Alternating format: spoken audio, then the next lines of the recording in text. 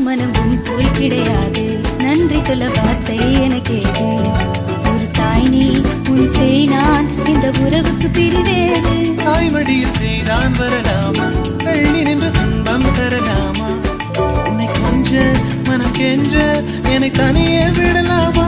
குழந்தையும் குமரி என்றாயாச்சே, கொஞ்சிடும் பருவமும் போயாச்சே. மனம் போலே மகள் வாழ நீ வாழ்த்தும் தாயாச்சே.